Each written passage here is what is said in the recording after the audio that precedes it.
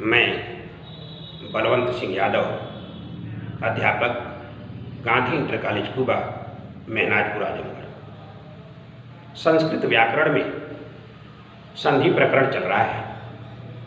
मैंने पिछली वीडियो में आपको दीर्घ संधि के बारे में बताया और हमने ये बताया था आपको कि दीर्घ किन वर्णों का होता है। अका सवर्णी दीर्घ सूत्र आया था और उसकी हमने व्याख्या किया।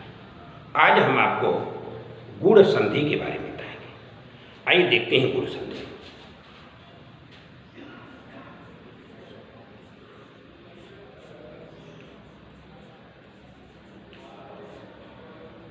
गुण संधि, ध्यान दीजिएगा, यह संधि है, गुण संज्ञा नहीं। यदि कोई आपसे पूछता है कि गुण के बारे में बताइए तो गुण संज्ञा है। सूत्र आता है अदेंग गुण, संज्ञा सूत्र है। कभी कभी परीक्षा में जो यूजीसी नेट आदि की परीक्षाएं होती हैं, प्रवक्ता ग्रेड की परीक्षाएं होती हैं, पूछ देता है कि अदेंग गुण संधि सूत्र है या संज्ञा सूत्र है। तो आप बताएंगे कि अदेंग गुण संज्ञा सूत्र है। वह गुण संज्ञा का विधान कर रहा है। अत और एंग अ ए ओ को गुण करते हैं, वो संज्ञा बताएगा। लेकिन यहाँ पे क्या है, यहाँ संधि है। गुण संधि किसे कहेंगे? कोई पूछता है गुण किसे कहेंगे तो गुण संज्ञा पूछ रहा है, वृद्धि किसे कहेंगे तो वृद्धि संज्ञा पूछ रहा है। ये हमने आपको संज्ञा प्रकरण में पढ़ाया है। आप हमारे चैनल पर देखिए संज्ञा प्रकरण, उसमें हमने वृद्धि संज्ञा, गुण संज्ञा, इन संज्ञाओं के बारे में विधिवत जानकारी दी है। आज हम आपको गुण संधि के बारे में बताएंगे। तो गुण संज्ञा का सूत्र है अदेंग गुण, लेकिन गुण संधि का सूत्र जो आप पढ़ते आए होंगे वह है आद गुण। आद गुण यह है, हो सकता है स्पष्ट ना आपको दिखाई दे, इसलिए मैं लिख दे रहा हूं। इसका जो सूत्र है यह है आद गुण। यह गुण संज्ञा नहीं, गुण संधि का सूत्र है। गुण संज्ञा का सूत्र क्या है? अदेंग गुण। गुण संधि का सूत्र क्या है? आद गुण। अब देखिए मैं इसकी व्याख्या कर रहा हूं। यह सूत्र क्या बोल रहा है? आज आप देख रहे हैं ये जो द है यह वास्तव में त है। देखिए जो द है ना वह क्या है? वह त है। आत जगत धन ईश बराबर जगदीश, आप पढ़े होंगे। जगत धन ईश बराबर जगदीश, वाक धन ईश बराबर वागीश, जस हो जाना। तो त का द हो गया है, इसलिए आद की जगह पर आद हो गया। यह आद क्या है? इसको भी आप देखिए ये क्या कह रहा है। यह आद और का यह पंचमी रूप है। यह आत गुण जो है, आत शब्द यह अ का पंचमी रूप है। कैसे? स्पष्ट कर दे रहा हूं। आप जब बालक का रूप पढ़ेंगे, बालक जब बालका करते हुए जाएंगे, इस बालक तो क्या है? ये प्रथमा एक वचन का है। जब आप पंचमी में जाएंगे तो आपको क्या मिलेगा? आपको मिलेगा बालकात। रूप किसका चला? आप देख सकते हैं। इसको आप तोड़ करके देखिए, स्पष्ट हो जाएगा। है क्या इसमें? बाल क में से और आप निकाल दीजिए, और निकल गया। बालकात में देखिए बालक और फिर क्या बचा? आत। आप समझ सकते हैं यह अ का पंचमी रूप है। आत कैसे? देख लीजिए। बालक का जब पंचमी रूप में आएंगे तो होगा बालकात। बालकात यह अ का ही पंचमी आत होता है। अ का ही पंचमी आत। देखिए बालक यहां भी है, बालक यहां भी है। प्रथमा में भी बालक दिखाई दे रहा है, पंचमी भी बालक दिखाई दे रहा है। रूप किसका चला? अ का। एक बात और याद रखिएगा, रूप स्वर का चलता है, ये व्यंजन का रूप नहीं चला। अ का ही आत हो गया, अ का क्या हो गया, आत हो गया, तो बालघाट। तो इस तरह से आज गुण बता रहा है कि अ से गुण होता है, अ से क्या होता है, गुण होता है। संधि बोल रही है, संधि क्या बोल रही है, यह संधि करे कि अ से गुण होता है, लेकिन कौन कौन से स्वर आएंगे तो गुण होगा। यह सूत्र स्वतः पूर्ण नहीं है, अपने आप में यह सूत्र गुण संधि की परिभाषा देने में असमर्थ है। तो स्पष्टीकरण के लिए हम इको एड़च, आप नाम सुने होंगे, एक संधि हम पढ़ाएंगे आपको एड़ संधि, तो उसमें आएगा इको एड़च, यह सूत्र आएगा इको एड़च। इस सूत्र से हम क्या करेंगे, इको एड़च क्या पता, इक के स्थान पेड़ हो जाएगा अच, कोई स्वर आने पे असमान, इक देख रहे हैं, इक में क्या है, ई उ री और क्या है री, ई उ रिल री, ये आ रहा है, ई उ रिल इक में है। अब ये क्या है, अच, अच माने क्या है, अच माने है स्वर, अच माने स्वर। स्वर आने पर आज गुण क्या कर रहा है, अ से गुण होगा, अ से क्या होगा, गुण होगा। पहले समझ लीजिए, अ से गुण होगा, आज गुण बोल रहा है, और किससे मिलेगा तो गुण होगा, अ से कौन कौन से आएंगे वर्ण स्वर मिलेंगे, इको एड़च से हम अच की अनुवृत्ति करेंगे। जब हम अच की अनुवृत्ति करेंगे तो हो जाएगा अच माने स्वर, और से जब स्वर और मिलेंगे तो गुण होगा। कौन कौन स्वर मिलेंगे, यड़ संधि आपको पढ़ाएंगे, एक आपको मिलेगा तो क्या बनेगा, अ से ई, अ से उ, अ से री और अ से ली। या हमने आपको दीर्घ संधि पढ़ाया था ना, अक सवर्ण दीर्घ सूत्र आया था। अब प्रत्याहार में कौन कौन से वर्ण आते हैं, अ ई उ री ली, 5 आते हैं, अ ई उ री ली, ये 5 आते हैं। तो जो अ है उसी अ का क्रम से सबसे मेल होगा। किससे मेल होगा, अ धन ई, अ धन उ, अ धन री और फिर क्या है, अ धन ले। अब देखिए संधि है इसलिए चिन्ह लग गया, अ धन ई बराबर क्या, अ धन उ बराबर क्या, अ धन री बराबर क्या और अ धन री बराबर क्या। वैसे तो हमने रट लिया है, आप भी रटे हैं अ धन ई बराबर ए, लेकिन क्यों अ धन ई बराबर ए क्यों होता है, अ धन उ बराबर ओ क्यों होता है, अ धन री बराबर अर क्यों होता है, अ धन री बराबर अल क्यों होता है। अपने मन से हम नहीं कर सकते, कैसे करेंगे, हम सूत्रों की सहायता से करेंगे। सूत्र बोलता है, आज गुण देखें, अ से गुण होता, मैंने आपको कहा आज यह क्या सूत्र आएगा, तपरः तत्कालस्य, तपरः आएगा आपको तत्कालस्य, तपरः तत्कालस्य, तपरः तत्काल, तपर त हो पर में जिसके, त हो पर माने बाद में जिसके, त के पर हो जो दो तरह का होगा इसका विग्रह, त हो पर में जिसके वह तपर है, और त के पर हो जो वो भी तपर है। तो दो तरह का विग्रह होगा, त हो पर में जिसके,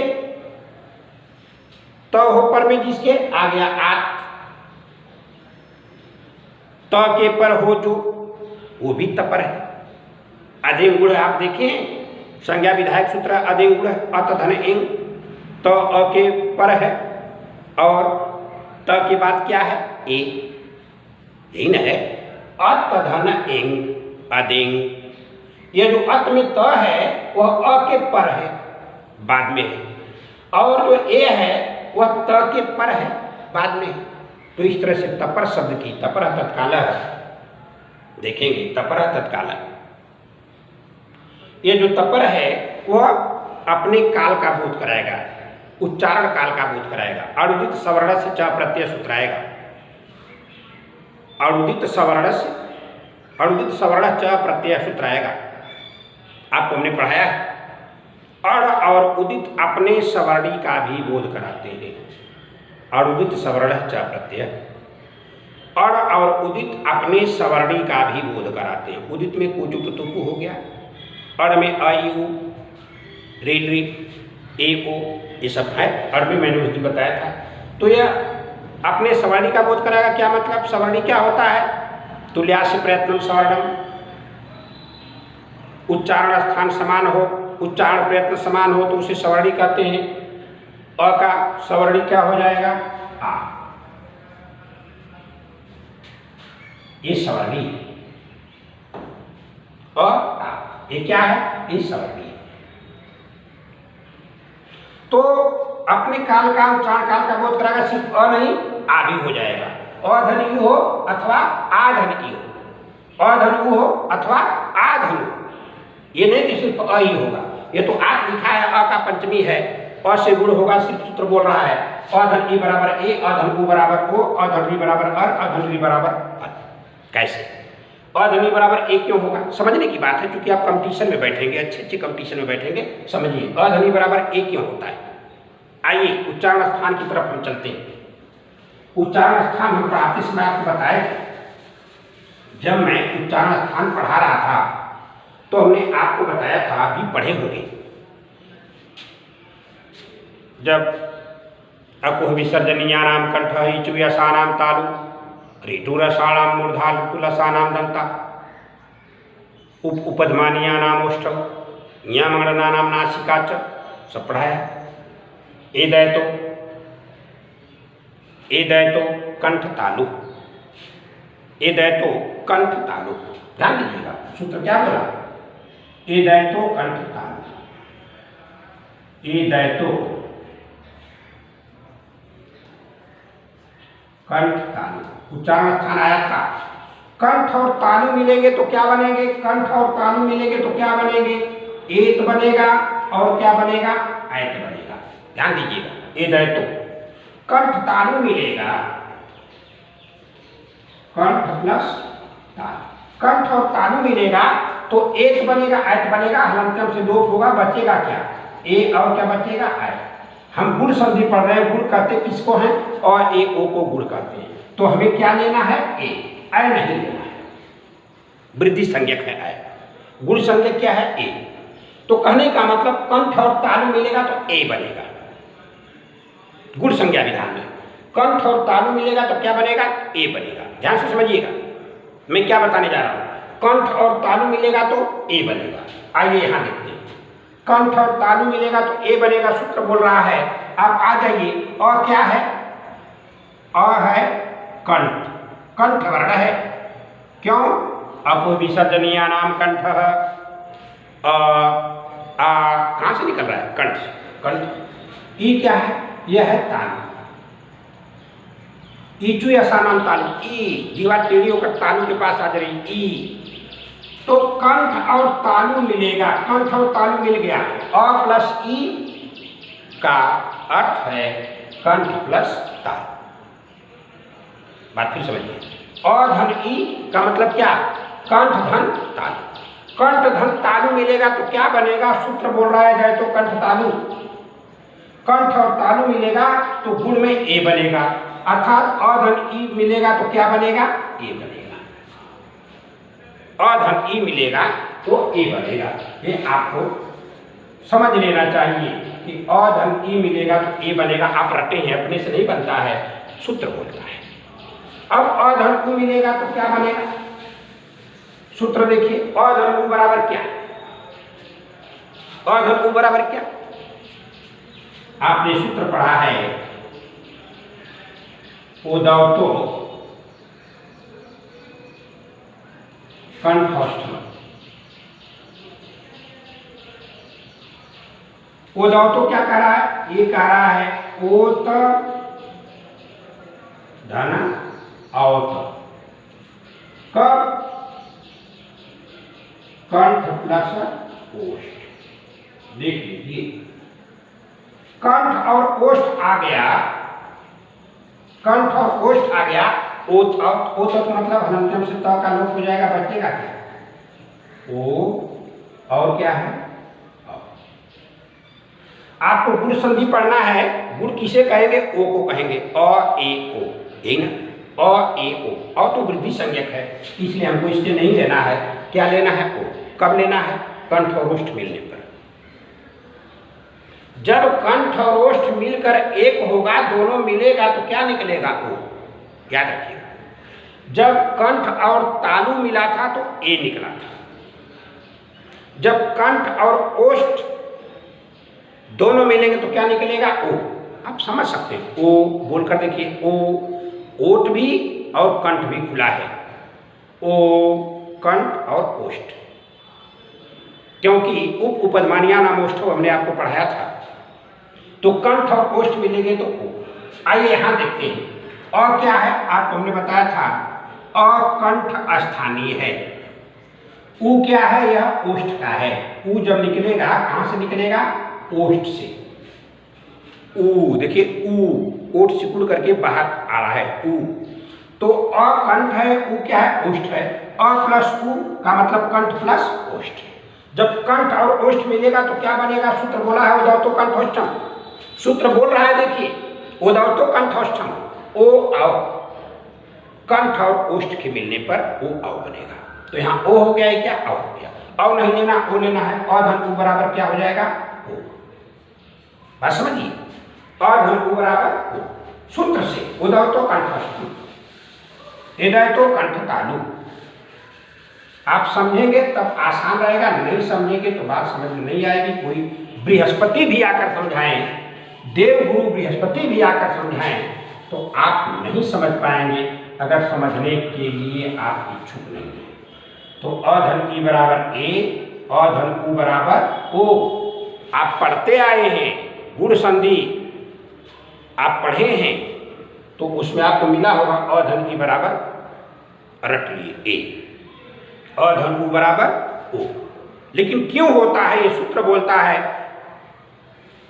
और सूत्र कंठ तालु मिलकर के ए को बनाता है, कंठ ओष्ठ मिलकर ओ को बनाता है। अभी हमने दोनों सूत्रों को बताया। अब अ धन री बराबर क्या होगा? अ धन री बराबर क्या होगा? ये देखिए, उच्चारण स्थान पढ़ाते समय हमने कोई ऐसा सूत्र नहीं बताया, अन्य तो है, बताने की बात नहीं छोड़िए। उच्चारण स्थान, वर्णों का उच्चारण स्थान जब आप पढ़ेंगे तो ऐसा कोई सूत्र नहीं है जो अ धन री, री कहां से निकलता है? ऋतु रसाणाम मूर्धा। कोई ऐसा सूत्र नहीं है जो कंठ और मूर्धा को मिलाए। कंठ और मूर्धा को मिलाने वाला सूत्र नहीं था। कंठ और तालु को मिलाया, कंठ और ओष्ठ को मिलाया, लेकिन कंठ और मूर्धा को नहीं मिलाने वाला सूत्र था कि कंठ मूर्धा मिलेगा तो ये। हाँ, अब कहां से आ गया? आपको मिलेगा उरण रपर। आइए एक सूत्र हम आपको बताते हैं, उरण रपर। यह देखिए, उरण रपर क्या करेगा? आप अष्टाध्याय उठाएंगे मिलेगा, लघु सिद्धांत कौमुदी उठाएंगे तो उसमें सूत्र मिलेगा। ये क्या कर रहा है? उरण रपर।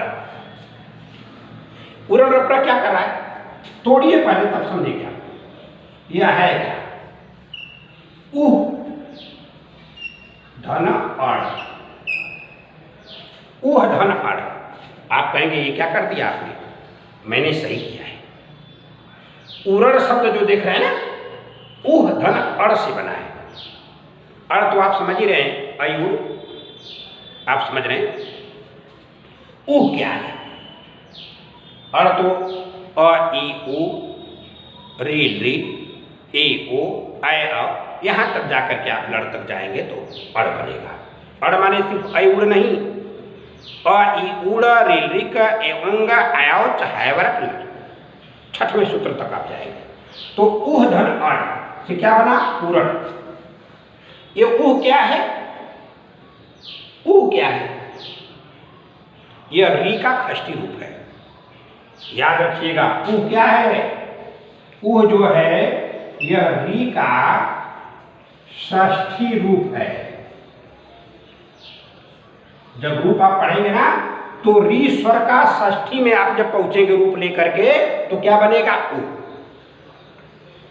आप कहेंगे हमने तो री का रूप नहीं पढ़ा, हमने तो कभी देखा ही नहीं, री का षष्ठी हमने उ कहीं पढ़ा ही नहीं। अरे भाई होता है, क्योंकि रूप स्वरों का ही चलता है। हमने आपको बताया था ना स्वर का रूप चलेगा। कैसे चलेगा देखिए, आपको मैं उदाहरण बता दे रहा हूं।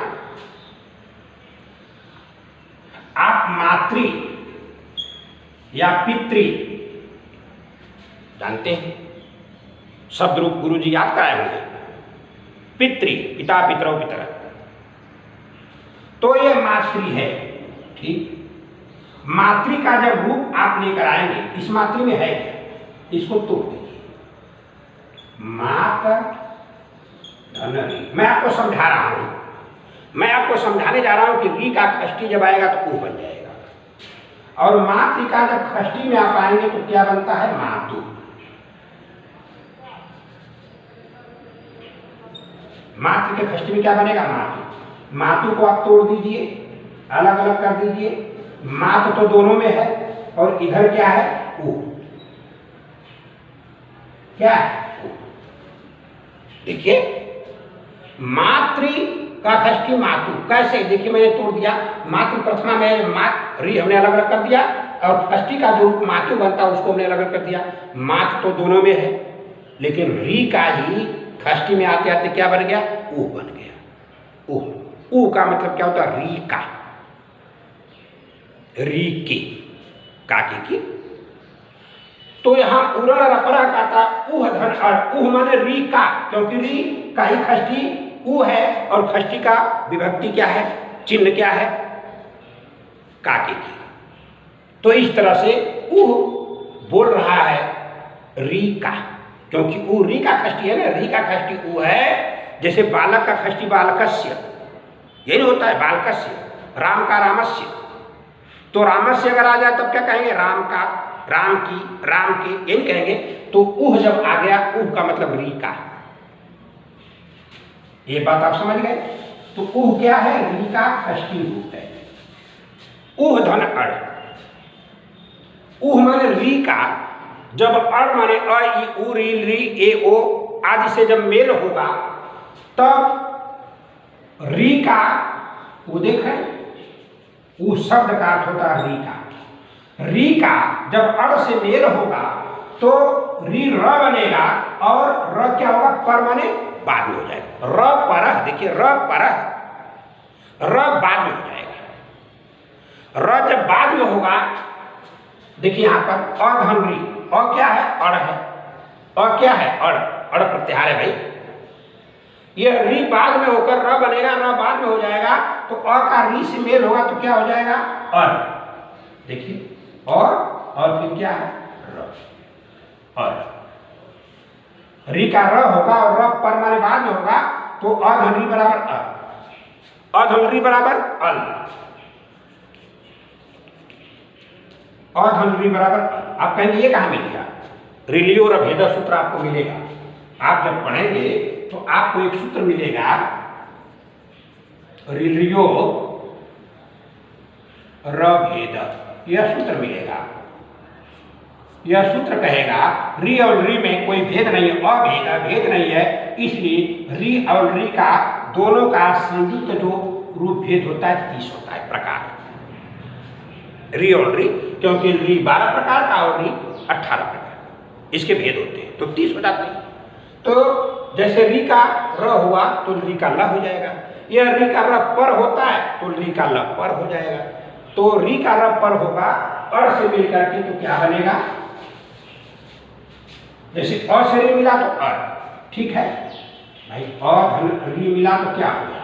यह हो जाएगा अर। अगर ई यहां पर हो, क्योंकि अर में ई भी है ना, यदि अ से ई से री मिलेगा तो क्या हो जाएगा? यह हो जाएगा ई। देखिए, अ से री मिलेगा तो अर, ई से री मिलेगा तो ई।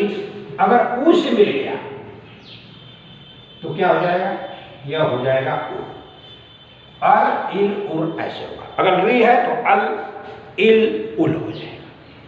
ये नियम है, ये नियम है भूसंधि में। अधनी बराबर ए, क्यों? कंठ और तालु। अधन उ बराबर ओ, क्यों? कंठ और ओष्ठ। अधन री बराबर अर, अधन री बराबर अल, क्यों? उरल रबर है। स्पष्ट हो गया। अब आइए संधि को देखिए, परिभाषा से।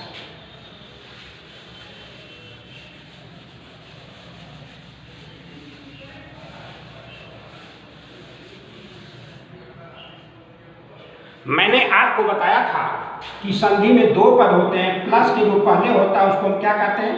उसको कहते हैं पूर्व पद, और प्लस के बाद में होता है उसको उत्तर पद या पर पद कहते हैं।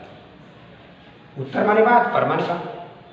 अब सूत्र क्या बोल रहा है मैं समझाने के लिए कहता हूं। मैंने पहले ही दिन बताया था दीर्घ संधि पढ़ाते समय कि वास्तव में जो पद हैं संस्कृत में प्रातिपदिकों में प्रत्यय लगाने के बाद ही पद बनते हैं। वाक्य में तभी कोई शब्द स्थान पा सकता है जब वो प्रत्यय से युक्त हो प्रातिपदिक। जैसे राम को हमारे संस्कृत में स्थान नहीं मिल सकता, कब तक नहीं मिल सकता? जब तक राम में सु लगा करके रामः नहीं बन सकता। राम में सु लगाकर जब तक आप रामः नहीं बना लेंगे तब तक राम को वाक्य में स्थान नहीं मिलेगा संस्कृत में। इस तरह से हिमालय, हिमालय यह रूप सही है। गंगा, यमुना, रमा, तो 21 प्रत्यय हैं शब्द रूप निर्माण के लिए। सुबंत जिनको कहते हैं वो प्रातिपदिक में लगते हैं तो शब्द रूप का निर्माण होता है। तो पद वो होता है, लेकिन मैंने यहां समझाने के लिए आपको कहा क्योंकि इसमें आप पढ़ेंगे तो पहला जो प्लस के पहले पूर्व पद कहा जाता है, लेकिन सही मायने में संस्कृत के दृष्टिकोण से, व्याकरण के दृष्टिकोण से वह पद संज्ञा को प्राप्त नहीं कर सकता, वो प्रातिपदिक होता है। प्रातिपदिक हम आपको पढ़ाएंगे जब व्याकरण पढ़ाएंगे। कारक प्रातिपदिकार्थ लिंग परिमाण वचन मात्रे प्रथम। प्रातिपदिक किसे कहेंगे? अर्थवद, अधातु, अप्रत्यय प्रातिपदिक, वो पढ़ाएं। कारक यहाँ सूत्र क्या बोल रहा है, गुरु संधि क्या बोल रहा है? यदि पूर्व पद के अंत में अ अथवा आ हो, उत्तर पद के प्रारंभ में ई उ रिल री में से कोई एक हो, तो संधि करते समय अधन ई बराबर ए, अधन उ बराबर ओ, अधन री बराबर अर और अधन री बराबर अल हो जाता है। फिर से सुनिए, यदि पूर्व पद के अंत में अ अथवा आ हो, क्योंकि आत है तपरा तत्काला आएगा। तपरा क्या कह रहे हैं? अ का पंचमी रूप है आत, अ और आ दोनों का बोध कराएगा। तो यदि पूर्व पद के अंत में अ अथवा आ हो, उत्तर पद के प्रारंभ में ई उ रिल री में से कोई हो, तो संधि करते समय अधन ई बराबर ए, अधन उ बराबर ओ, अधन री बराबर अर और अधन री बराबर अल हो जाता है। जैसे देखिए गढ़, धन, ईशा। ध्यान समझिएगा, ये देखिए पद हमने बोल दिया समझाने के लिए, लेकिन जब गढ़ रहेगा तब जाकर संस्कृत में सार्थक पद माना जाएगा। लेकिन फिर भी देखिए गढ़, धन, ईश, यहाँ पूर्व है, ये पर है, इसमें क्या है? और है, निकाल सकते हैं। और इधर क्या है? ई। ये भी तपरा तत्काल, छोटा बड़ा उससे मतलब नहीं है। मैंने अर्बित सवर्णश्च प्रत्यय आपको पढ़ाया था। अधन ई बराबर क्या होगा? ए। यहाँ बचा है अधन ई बराबर ए क्या होगा? अकंठ स्थानीय है, ई तालु स्थानीय है। इधर तो कंठ तालु अभी सूत्र हमने समझाया। तो क्या बन गया? गढ़ ए और यहाँ स। अब आप जोड़ देंगे, कैसे जोड़ेंगे? अझिनम परेण संयोज्यम। अझिनम परेण संयोज्यम जोड़ेंगे, तोड़ा में एक की मात्रा हो जाएगी, तो क्या बन गया? यह बन गया गणेश। हम जोड़ते कैसे हैं? आपको हमने बताया था एक सूत्र, अझिनम परेण संयोज्य। अझिनम परेण संयोज्यम सूत्र कहता है अच माने स्वर से जो हीन है, अझिनम ये ज देख रहे हैं, च है, च का ज हुआ भाई, और छ देख रहे हैं, ह है। अच हीनम स्वर से जो हीन है, परेण माने बाद वाले से, उसको जोड़ देना चाहिए। यहाँ पेड़ स्वर से हीन है, बाद में क्या है? ए स्वर है, इसे जोड़ दिया गया, बन गया गणेश। ऐसे ही सब जुड़ता है। और ही नहीं, आ होगा तो भी रमा, धन, ईशा। यहां देखिए आ है, वही नियम लगेगा। आ और यहाँ क्या है? ई और बचा आपका श। आ ई मिलकर क्या हो गया? ए। आप जोड़ देंगे र, म, ए और क्या है? श।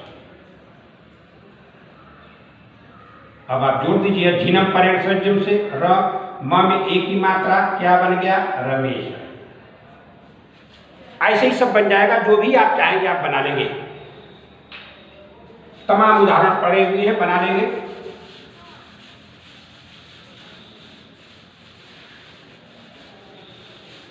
अधीनम पर्यट उद्यम से स्वर विहीन व्यंजन वर्णों को स्वर से जोड़ देते हैं। अगर बाद में स्वर है नहीं है तो व्यंजन अपने स्थान पे ही रह जाएगा।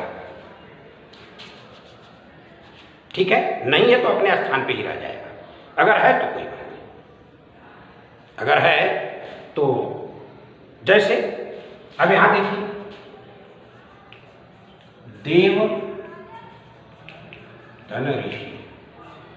ऋषि देखें वो में क्या है, निकाल देंगे, और है यहाँ क्या है? री है, और ये मिला पूरा रपर है, आ गया, और ये क्या हो गया? ये अर हो गया। और कैसे हो गया? सूत्र हमने आपको बताया था अभी, पूरण रपर से। अब देखिए आप जोड़ देंगे, देव हलंत है क्योंकि अ निकल गया है, यहाँ क्या बन गया? अर है, और बचा क्या आपका? शी। जोड़ दिए अधीनम पर्यट संयोजन से, क्या बन जाएगा? देवर्षि। अब आप कहेंगे यह र कहाँ चला गया? र इस पर चला गया। क्यों चला गया? ये क्यों चला गया? हमारे संस्कृत में कुछ न्याय है, सब सूत्र ही नहीं है, कुछ न्याय है।